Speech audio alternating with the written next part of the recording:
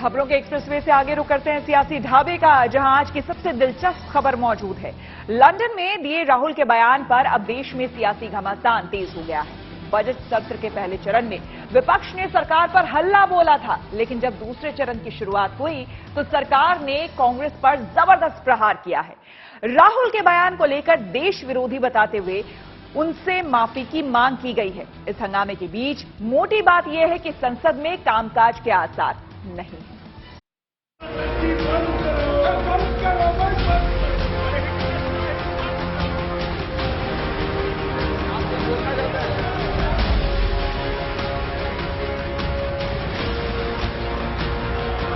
एक ऑर्डिनेंस उसको सारे मीडिया के सामने हार के फेंक दिया था, उसको भाषण किया गया था। विरोधी डेमोक्रेसी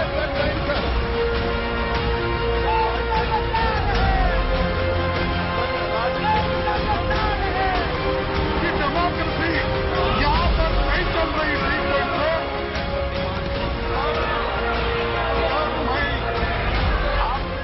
ये तो गजब हो गया। रणनीति कांग्रेस ने बनाई थी विपक्षी पार्टियों के साथ मिलकर संसद में सरकार को घेरने की, लेकिन दांव उल्टा पड़ गया। लोकसभा और राज्यसभा दोनों सदनों में सरकार ने ही राहुल के लंदन वाले बयान को लेकर कांग्रेस पर हमला बोल दिया। देश ने देखा कि विदेशी धरती पर जाकर विपक्ष के नेता ने किस प्रकार से पूरे भारतवासियों के ऊपर चोट लगाई है। मैं समझता हूँ पूरे देश और हर भारतवासी का उन्होंने माफी मांगनी चाहिए।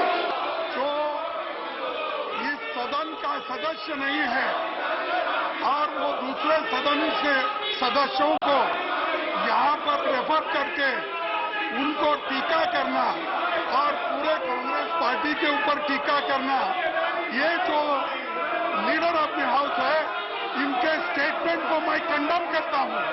और उन्होंने कहा डेमोक्रेसी को जो नहीं है इस देश में, जो ये बार बार कह रहे हैं, यहाँ जो चल रहा है उस विषय के बारे में सारी दुनिया जानती है।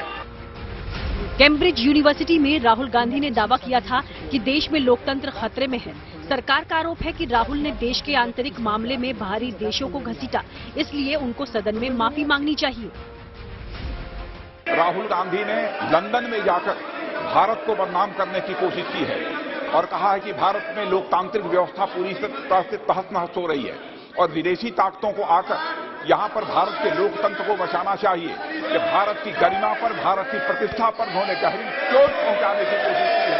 और अध्यक्ष महोदय, मैं आपसे यह मांग करता हूं कि पूरे सदन के द्वारा उनके इस व्यवहार को कंडेम किया जाना चाहिए और उनको ये आपके द्वारा निर्देश दिया जाना चाहिए कि संसद के फोरम पर आकर वह क्षमा याचना करें। अध्यक्ष महोदय, राहुल गांधी जी ने ना कहा जो भाजपा कह रहे हैं कि उसने कहा था।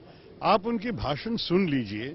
उसने स्पष्ट से कहा कि ये विषय भारतीय विषय है, हमारी जिम्मेदारी है भारत में इस पे कार्रवाई करने के लिए। वो कोई विदेशी ताकत से कुछ नहीं मांगा। वो सिर्फ ये कहा कि आप जानना चाहिए, क्योंकि पूरा विश्व में भारतीय लोकतंत्र के बारे में नेचुरली जानकारी है और it's a global public good. उनको आप भी सम्मान देना चाहिए, इसलिए आपको जानना चाहिए। बजट सत्र का पहला चरण हिंडनबर्ग रिपोर्ट पर शुरू हुए सियासी घमासान की भेंट चढ़ गया था। सत्र के दूसरे चरण में बजट से जुड़े बिल पास कराना है, लेकिन साफ है कि राहुल गांधी के बयान से जो बवाल मचा है उसका सरकार और देश पर असर देर तक रहने वाला है। यूं तो कांग्रेस और विपक्ष के पास कई मुद्दे हैं। अदानी मामले में जेपीसी की मांग की जा रही है, इसके लिए विरोध मार्च भी हुआ। वहीं जांच एजेंसियों की कार्रवाई पर भी विरोधी पार्टियां नाराज हैं। एनफोर्समेंट डायरेक्टरेट बकायदा भारतीय जनता पार्टी की गोद में बैठकर भारतीय जनता पार्टी का एजेंडा चला रही है। आप महाराष्ट्र देख लीजिए, आप वेस्ट बंगाल देख लीजिए, आप दिल्ली में देख लीजिए, आप तेलंगाना में देख लीजिए, आप बिहार में देख लीजिए। तो आज जो हमारे इंस्टीट्यूशंस हैं उनको कॉम्प्रोमाइज करने का काम हो रहा है, तो बीजेपी की तरफ से ही हो रहा है। आप जांच एजेंसियों को अपनी कठपुतली की तरह इस्तेमाल कर रहे हैं। किसी पे सीबीआई छोड़ देते हैं, किसी पे ईडी छोड़ देते हैं, किसी पे कोई एजेंसी छोड़ देते हैं। और जो महाभ्रष्टाचारी शामिल हो जाता है भारतीय जनता पार्टी में, वो राजा हरिश्चंद्र हो जाता है। हालांकि संसद में सरकार के पलटवार को देखते हुए आसार हैं कि तनातनी तेज होगी। कांग्रेस भी राहुल गांधी के मामले में सुलह के लिए तैयार नहीं।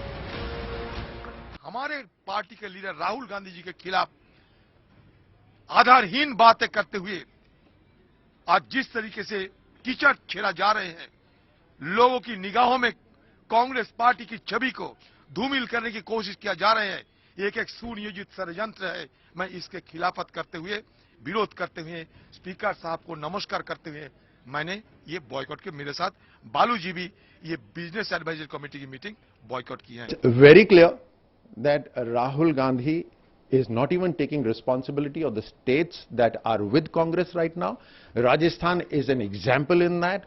कांग्रेस ने साफ कर दिया है कि राहुल के माफी मांगने का मतलब ही नहीं है, जबकि सरकार और बीजेपी ने इसे मुद्दा बना लिया है। यानी राहुल के लंदन वाले बयान पर टकराव बढ़ना तय है। Bureau report, good news today.